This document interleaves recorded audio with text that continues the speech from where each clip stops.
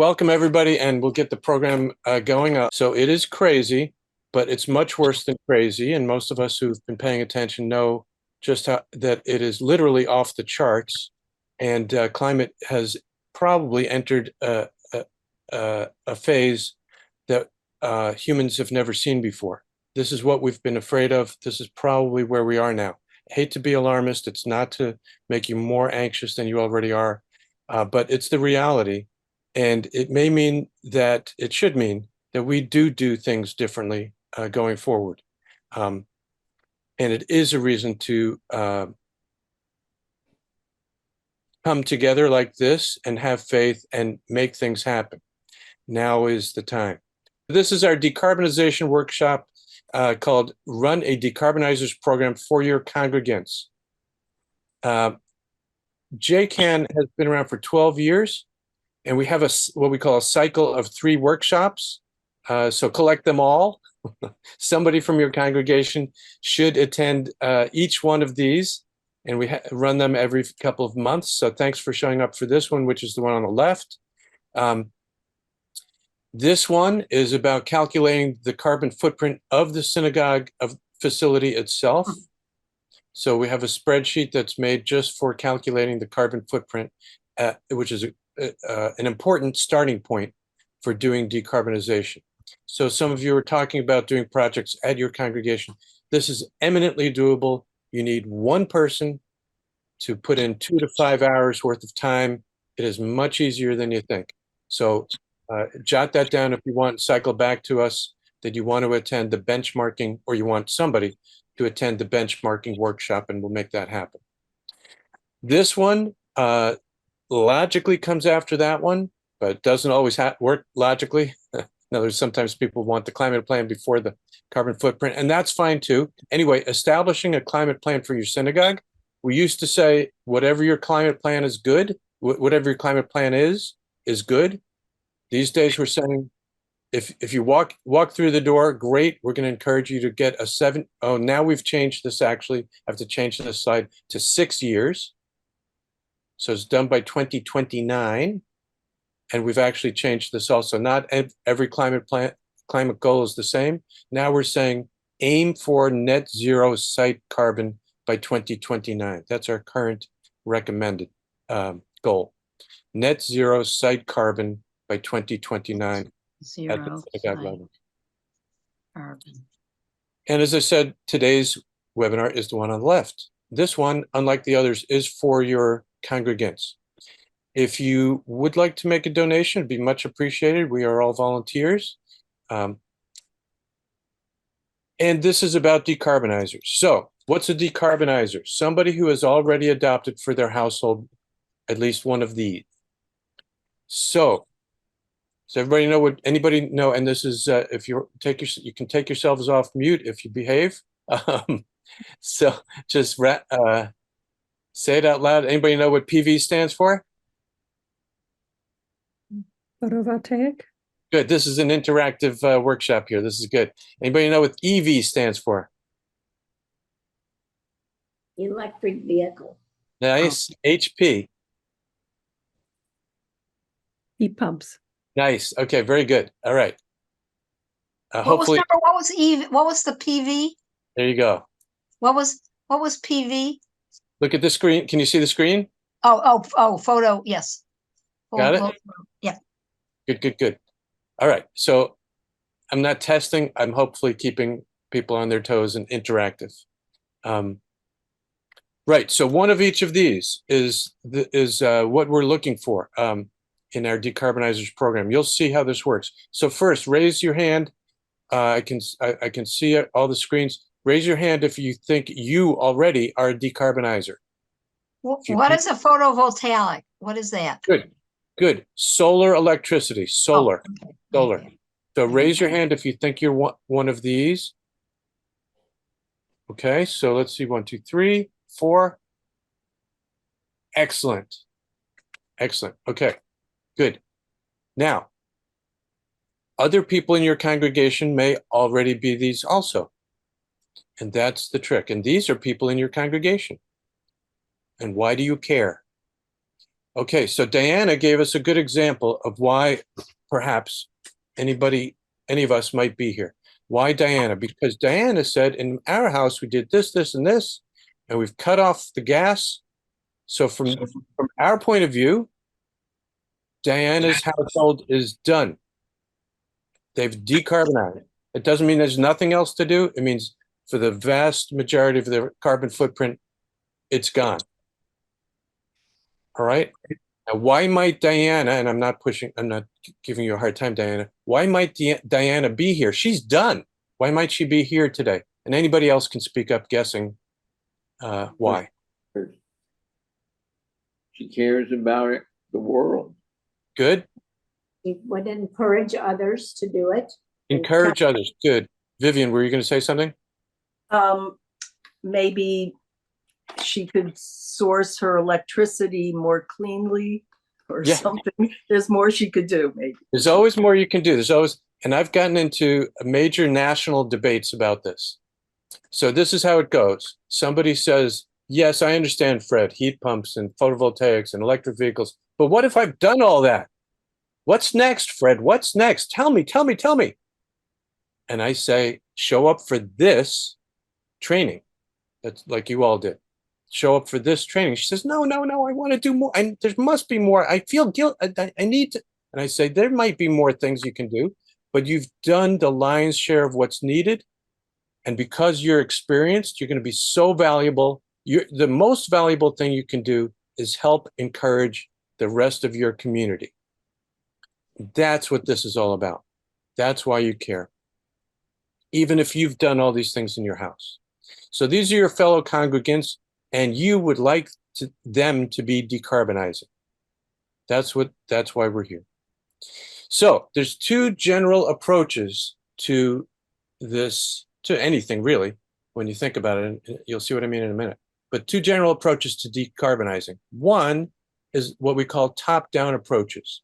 Top-down approaches, meaning people are hearing, learning from some authority. So can anybody think of any examples like that? A top-down approach. Go ahead. Top-down approaches. No. Well, go ahead. And a synagogue, the rabbi says it's an authority. I mean, it might not be a environmental authority, but it has some gravitas. Was that Deborah? Yeah. Okay, thanks, Deborah. Perfect. And that I always wait for that one. Well, a rabbi is an authority. Yes. Okay. And by the way, a rabbi could be a decarbonizing authority. Doesn't have to be an expert, but could know to say, please, everybody, try to do this. Okay. What's another example of an authority? Well, an expert. There you go. An expert. Generally speaking, an expert source, a book, a podcast by an expert, et cetera, et cetera, et cetera. So the interesting thing is that the first people to go in their own homes, by definition, worked from a top-down approach because they heard from an authority. Why? Because there was nobody else to hear from. What's the other kind? The other kind is not top-down, it's side to side, peer to peer.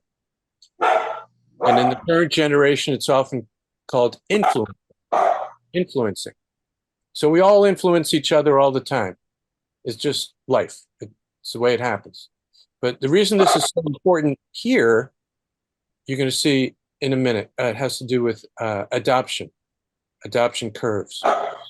So some have already decarbonized. Some of you have already decarbonized. So adoption curves, this is one form of an adoption curve. And this is how technology gets implemented. It always gets implemented according to a similar pattern, Now these numbers and how long it takes for this to happen is not predictable necessarily. But it always starts with innovators who have to learn top down. They have to learn top down. The next batch starts learning from each other, early adopters. eventually everyone will decarbonize and will get to the far right of this curve. And the last people will be coming on board, and they're called laggards. Don't necessarily call them that to their face, but that's the tech. Okay. But anyway, until we get to that far right of the curve, we don't know the time scale. Usually we think of the x-axis as a time scale, but we don't know how long it's going to take. And we're probably in this region now. Okay, everybody understand this? This is an important concept. It's not very complicated, but it's an important concept. And eventually, everyone in your congregation will fall into one of these categories. And what we have to do, and the reason we're here today, is to help accelerate, and climb that curve as rapidly as possible. And if not you who show up to this workshop, this training, then who? Literally. If you can't do this, then who will? And by the way, there could be an answer to that. You might decide after this training that it's not you, but you know the person in your congregation who would be perfect for this, and all you have to do is convince that person to take on the job.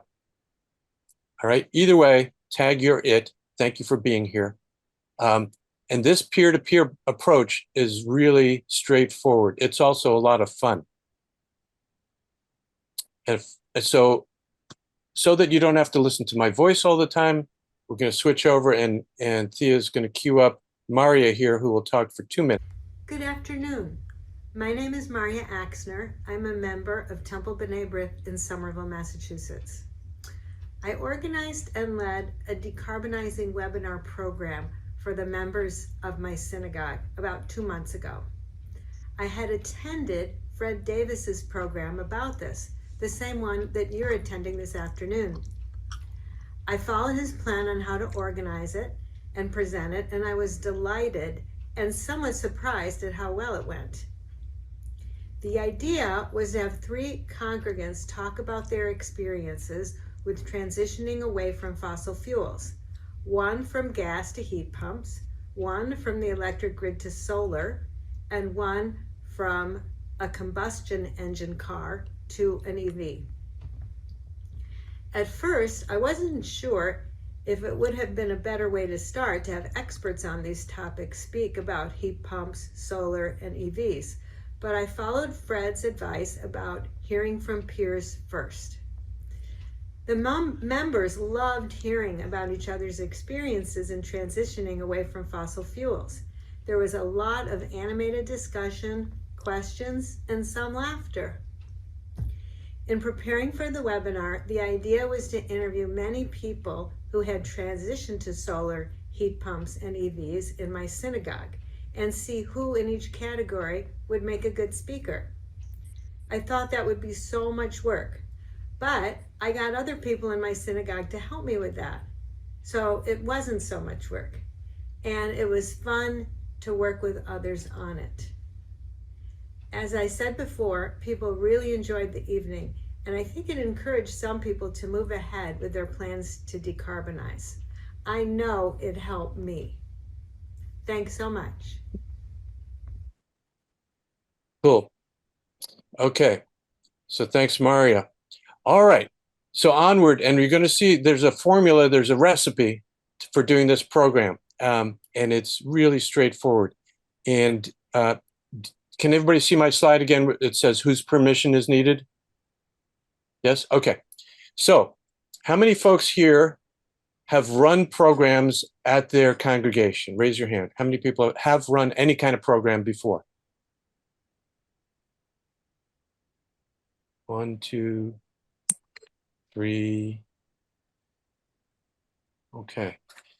And how many people know who to ask to run a program? If you wanted to run a program, you know who to approach. Good. All right. The rest of you, I'm going to presume you know who to ask to tell you who to ask. But in any case, you might feel like, gee, I need permission. How does this happen? And so JCAN, that's us, this Jewish Climate Action Network, has created the permission slip. And I am now going to put that into the chat so that if you feel like you need it, You can just copy it and send it along to the powers that be. And it just says, JCAN really recommends. And again, we work in silos, so this has never happened before in your congregation. And so people will say, we've never done this before. And then you'll have, you're facing a wall of fear and concern. Oh my gosh, what could go wrong? And et cetera, et cetera, et cetera. Anyway, it's a very fun, friendly program. There's nothing to be worried about. And we're here to reassure. Okay. Any questions about that? We'll move along. Good. Okay. So first of all, work with the team. How many people have a team? Again, sorry to keep asking, but raise your hand if you can. This will help you develop a team if you don't already. And Jack, you have a team, right? Good. Cool. All right. And if not now, when you want to do this is this next year for sure. Okay, the year is about to get started, and all you have to do is put it on the calendar. Anyway, you and your team are the organizers. You're going to find 3 decarbonizers who will be the program presenters. And the other who is everybody who shows up in the audience, and they're the most important part. Where it is doesn't really matter. You can pick. It can be in person. It can be Zoom. And the how, as I said, is all peer-to-peer motivation. So here's the recipe. There's only 9 steps, and they're very straightforward. First one, put the date on the calendar. Get that permission slip off to whoever needs to see it and say we want to schedule. Give yourself maybe 2 months. You don't need more than 2 months. But if there's no space on the calendar till January, whatever, that's fine too. But you only need about 2 months. And as soon as you have that date, start the publicity. You can put in a save the date before you do any of these other steps. As soon as you get that date, put out a save the date. We will be having a Decarbonizers program on this date. Publicize up until the very last, the very last day. Don't forget to come tonight, whatever it is. Whatever it takes to publicize within your community, that's really important. Now, what makes this program, and by the way, 1 and 2 applies to any kind of program, really. But number 3 is what makes this program unique. Your next step is to fetch. And Maria, in the 2-minute clip, referred to this. Look around. You know yourself, maybe, and you may know somebody who's done one of these. You can probably find somebody who's done each of them. I have to go and get the bread out. So that you want to find one person who's got a photovoltaics, meaning solar, one person who drives an electric vehicle, and one person who has a heat pump. And for those of us in the cold areas, that's heat pump heating. And in the warm areas, Gainesville, talking about you, then we're talking about high efficiency heat pump cooling. And of course, a heat pump can do both. Anyway, fetch about, and it's networking. And if you don't have a green team, this is a great way to form it. As you ask around, Rabbi, I'm looking for people who have one of these 3. Do you know anybody? You're the president of the congregation. Maybe you know somebody. And as you're talking to them, they're saying, you know who would know is so-and-so. And, it's a networking. You meet people and somebody says, you're putting on that kind of program? Cool. Can I help you? Or of course you ask them to help you. And as you're going, you're listening for preliminary stories. And what do I mean by that? And I'm sorry, just graphically, this is what we're talking about. Someone who drives an electric car, someone who heats with heat pump, and somebody who has solar usually on their roof. And their preliminary stories are, we love it. We hate it. It costs a lot. It didn't cost that much. The kids are crazy about it. It drives my wife mad. Whatever. Those are the preliminary stories. And here's the simple script you might use. I'm on the green team. I heard you have EVs, an EV. That's great. We're hoping to spread the word. Can I ask you, how long have you had it? How do you like it? And listen, are they talkative? Are they enthused? So you're getting a preliminary idea about them. And if you spend 5 minutes, that might be enough at this stage. If you spend 20 minutes, that's definitely enough at this stage. Because what you're doing is you're fetching. You're not committing to any one person. You're just listening and saying, you know anybody else? When you're done, do you know anybody else? Now, you're collecting all these people, and you will make a decision in a minute. We'll get to the decision. Any questions about this so far while you're fetching about? Any questions? Just speak up.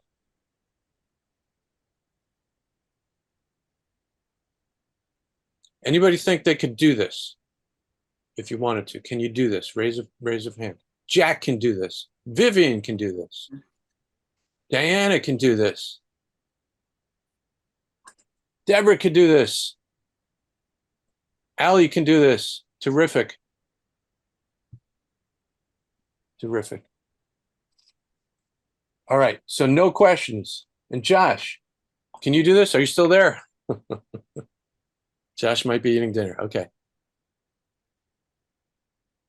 I'm here, just in the spot I'm in, can't see anything. It's the sun. So anyway, that's why I went off the video. No, we can do it. I just have one general question. So at the Please. start, there was a conversation about benchmarking the carbon footprint for the temple, which I assume is more the temple building, its staff, et cetera. Yes. This program seems to be geared more at focusing on specific members of a congregation and what they could do around their home itself, correct? Exactly.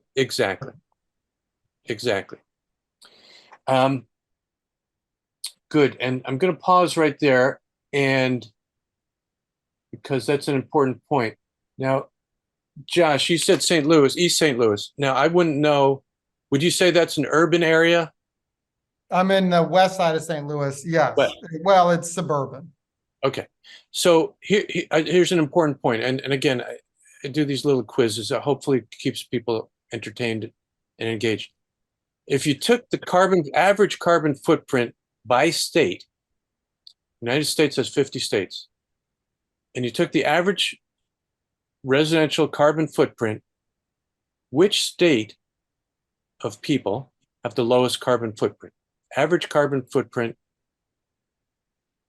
which state has the lowest carbon footprint? I just gave you a little bit of clue when I asked Josh if he's in an urban area. Any New York guess? City, but that's the city. Who said that? Diana. Diana said New York City.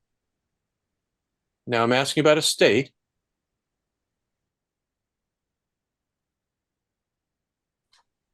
Anybody else want to venture a guess just for fun? or is this torment? Sorry. So, since nobody knows for sure, it turns out Diana is definitely on the right track. It is New York State.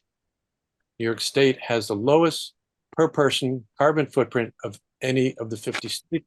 Why? Because New York City and Rochester and Syracuse, et cetera, but mostly New York and Buffalo, mostly because New York City, and because most of New York, because there's so many people in New York City, and so many of them have a very small carbon footprint. Why? Because they tend to live in apartment buildings. So the exposed wall to the cold outdoors is shared.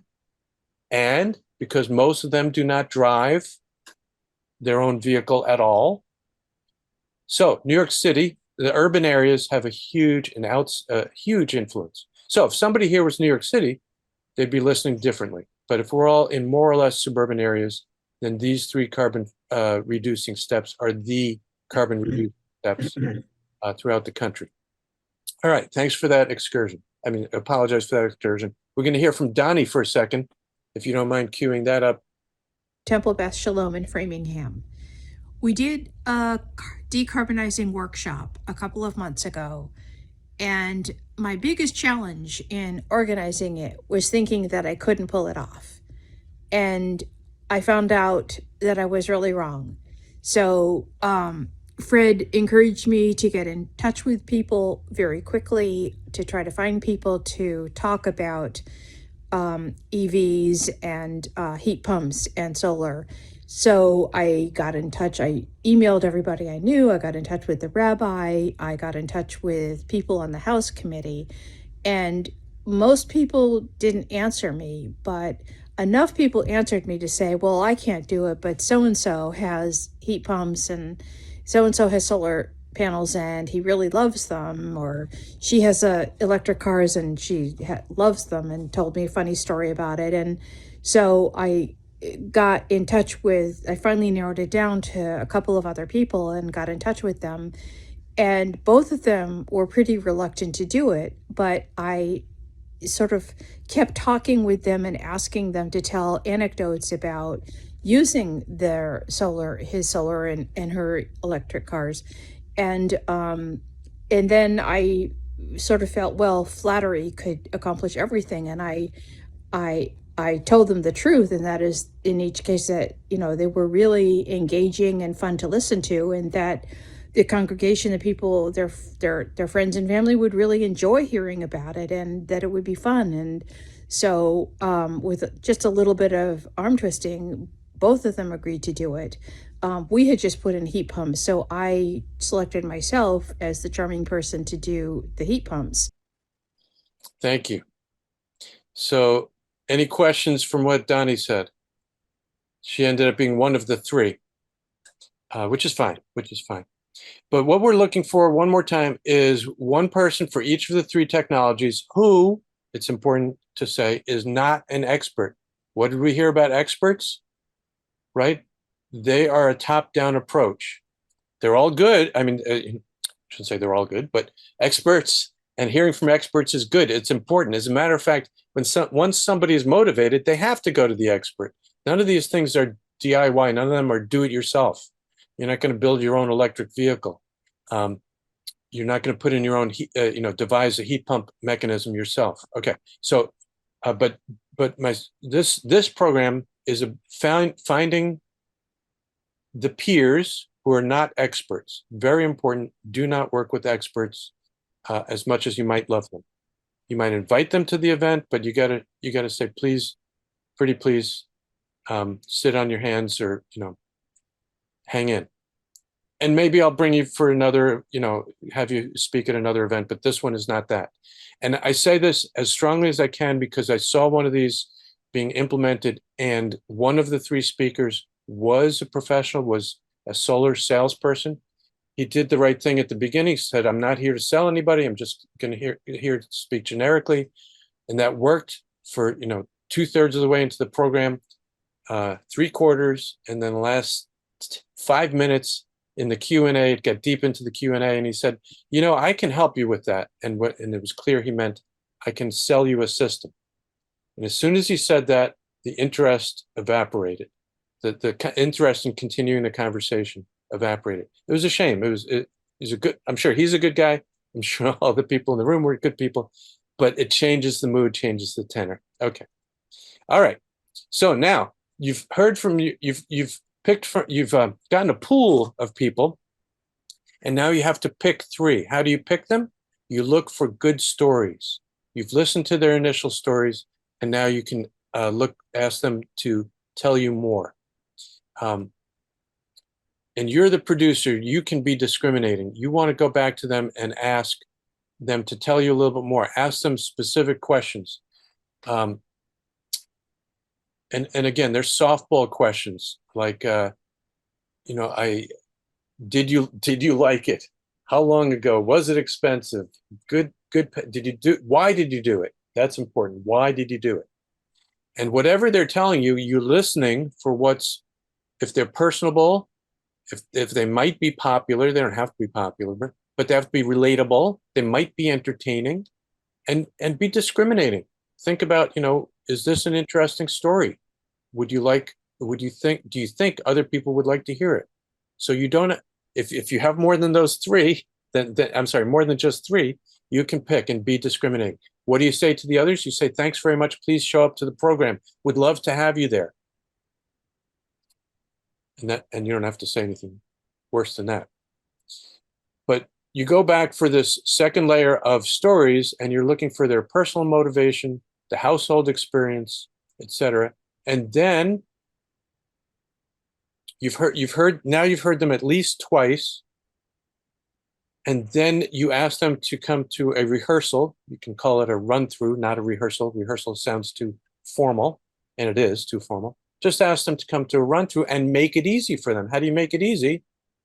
You say, you know, I really love this part of your story. Could you repeat that? I love that part of the story. Could you repeat it? That's what you're doing. So you're now the judge. You've picked. You're the producer. You're the director, and you're picking out what was your motivation, what was your issues, how does the rest of the family like it, but you're picking out the specifics. You want to spend only, and I'm sorry, I mixed this up a little bit. I should put this before. In your 2 interviews, you know, the first one I said was 5 to 20 minutes. The second one, no more than 20 more minutes, or maybe 30 more. Anyway, no more than 40 minutes total. Don't make a big deal out of this. And then once you've got the 20 minutes to 40 minutes of talking, you have it clear in your head what you want because you've been taking notes. And then you come back for the run through and you tell them what you want. So now you've listened to the 3 people, you've heard, and you can say, you know what, person A, you talked a lot about your numbers. Why don't you do that, but only do 1 minute about numbers, and then the other 2 don't need to talk about numbers at all. Numbers are great, but they can be deadening. They don't all need to talk about the kids. You can say number 3, you got a great story about the kids. Let's include that, and etc. So you'd be discriminating. You'd be the director, and you say talk about this, that, but not the other, and you make a program. And this program is not that difficult. It's 8 minutes. Each person gets 8 minutes at the most. So, and by the way, these are not necessarily professional speakers. So when you say only 8, limited to 8 minutes, that could be a relief for them. You're telling them exactly what to say because they've already said it. That could be a relief. And you make it very doable for them. You're eliminating the overlap. You're accentuating what's interesting, what's entertaining, what's relatable. And you say things like, it was wonderful how your enthusiasm came through. You loved the story about the kids. Don't worry about being an expert. Just be you. That's what this one is about. This program is about. So, any questions? We've done number 6 now. So the run through, you get all 3 of them together and they hear from each other. And again, it makes it easy for everybody. Any questions?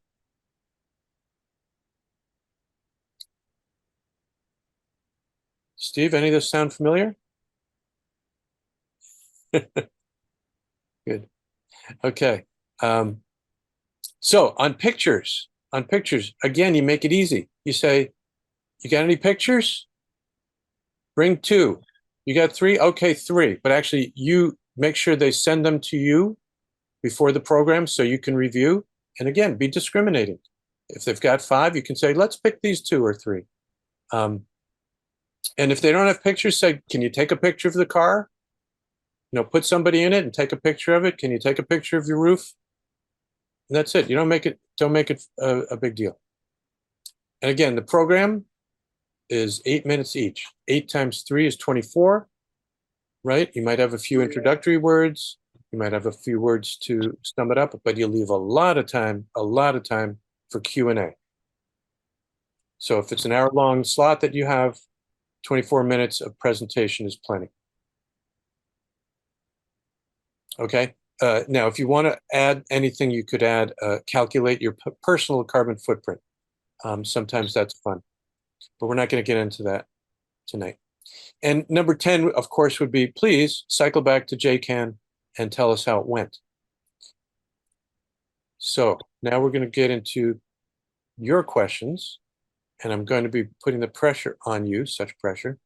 And by the way, in the chat, I dumped the 10 steps to the recipe, so you can copy it, grab it and paste it into your own document at home, a document on your own computer. That'll stay in the chat. Any questions? And the question back to you is, do you think you can do it? I had wondered in terms of next steps, if, if you had ever done, like, be kind of interesting to set up like decarbonization, like Chevruta, like pairs. So if someone is interested in, a heat pump, get matched up with someone else who's interested or someone else who's done it. Like if you have a pretty big pool, you've only the 3 to present, but you might, have others who could be mentors or just encouraging. Like if people go and they get excited, but then maybe they need, some accountability or some, Sounds like a great idea. Chavruta study is always great. And would you imagine you're talking about a separate program or as part of this? well, just to like encourage people at the end to, as like their takeaway. Okay, if you're interested in one of these, find someone else and like commit to meeting, talking, learning, encouraging. Okay, great idea, great idea. And you're gonna see the results of this in just a second. But does anybody know the answer to this question?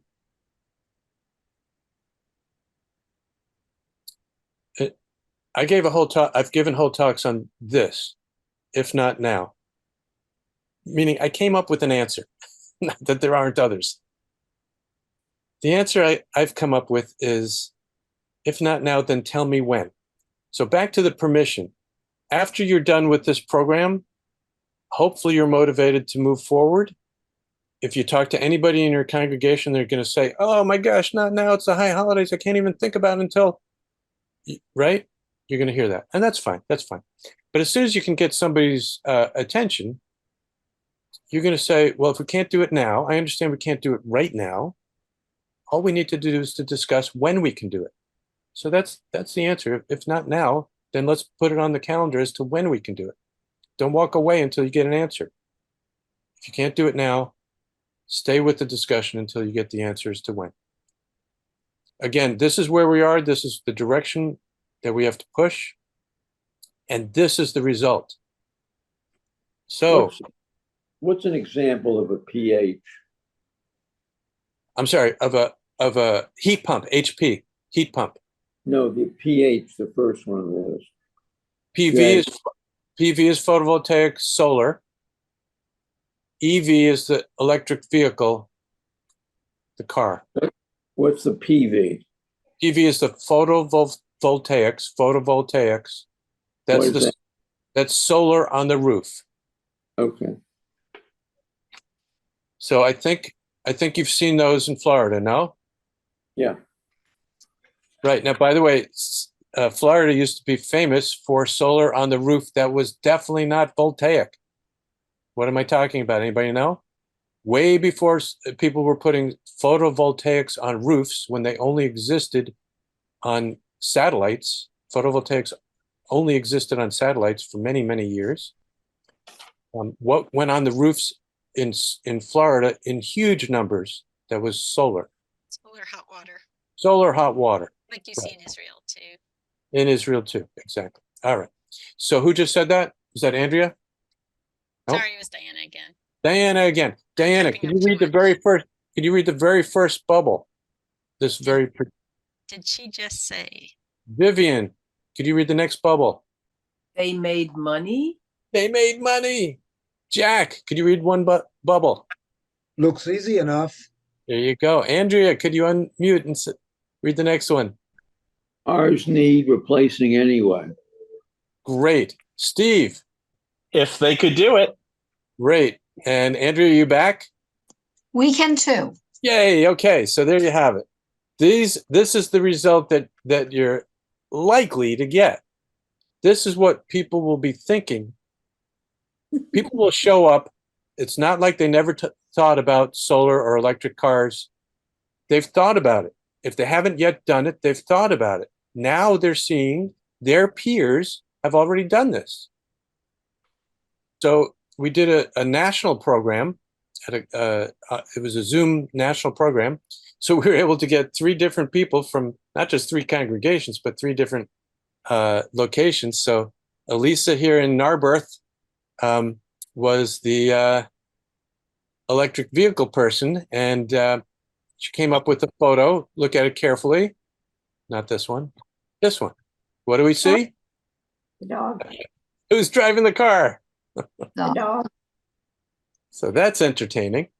All right, Mark talked about, what did he talk about? He talked about Solar. solar on his roof, and he had these action pictures. It was great. And in the background, you can make it out. He also had numbers.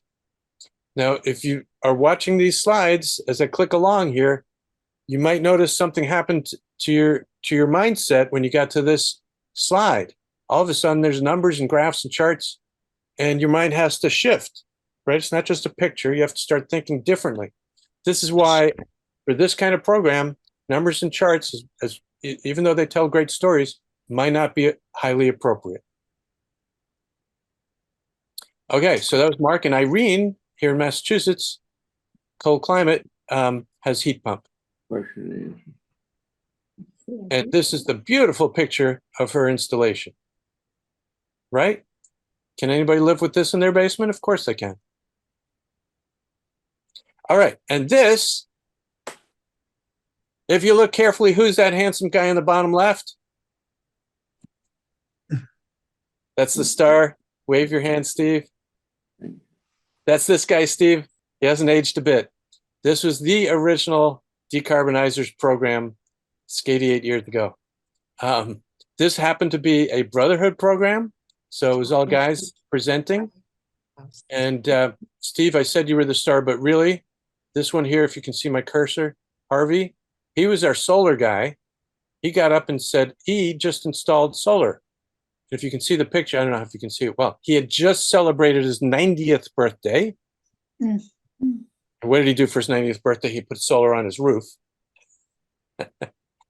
And within days after this program, we got a lot of feedback saying, oh my goodness, if Harvey can do it, of course we can.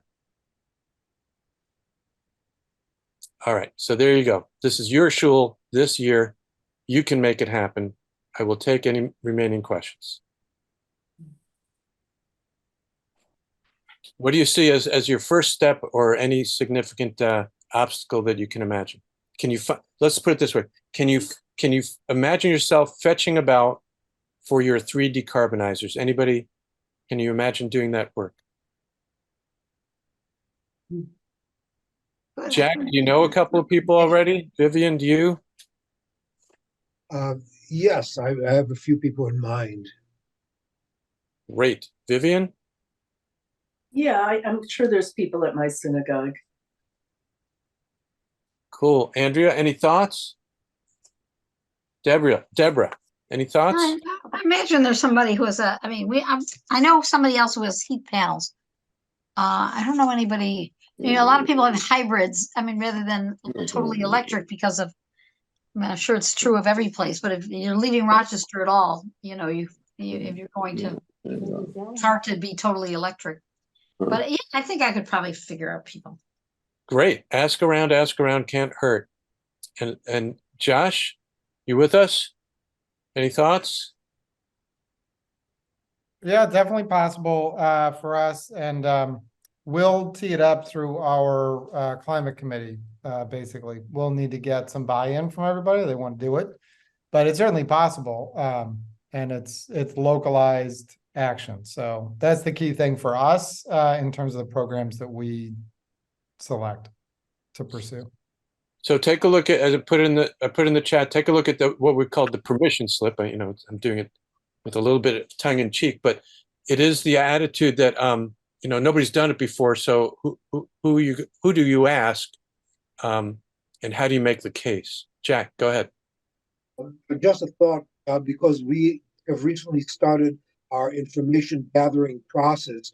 Part of it has been speaking to other congregations who have already put in solar, etc., in their synagogues per se, and many of them said that because that set an example for the congregants, it was an automatic initiation of interest and enthusiasm on the congregants to do that in their own home. So it generated, so I think that it's not a substitute for what you're proposing, but I think that if you as if the congregation sets an example, but actually putting solar, etc., in their own synagogue, that the congregants are automatically involved in the decision making, and there's an automatic interest. So this could go hand in hand with the type of program that you are recommending. Nice, nice. I like that. Marcia, were you going to say something? Do you and Jack think this is something that you might be? That was my lead here, or my prompt. Do you think you could find folks in the congregation?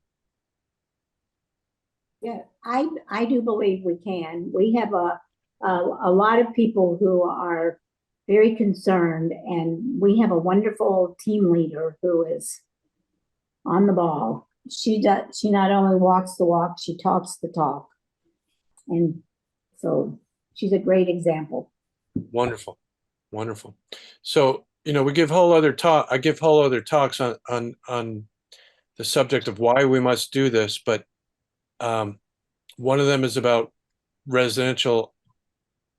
So Massachusetts has parsed it out.